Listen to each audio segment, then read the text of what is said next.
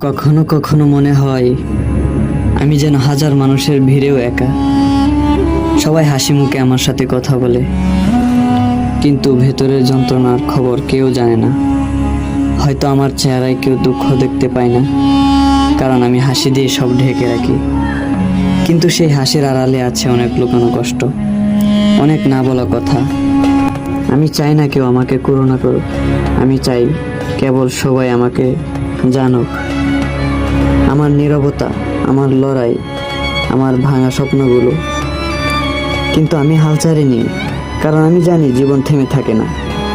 যতই ভাঙি, যতই কষ্ট পাই, আমাকে আবার উঠে দাঁড়াতে হবে। আমি হয়তো একা, কিন্তু এখনো আমি স্বপ্ন দেখি, এখনো আমি বিশ্বাস করি একদিন সব ঠিক হয়ে যাবে।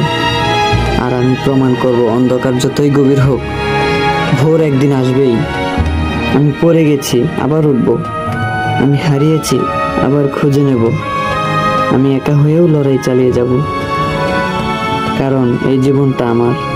আর আমি প্রমাণ করব যে মানুষ যতবার ভাঙে, তার চেয়েও বেশি শক্তি নিয়ে গড়ে উঠতে পারে।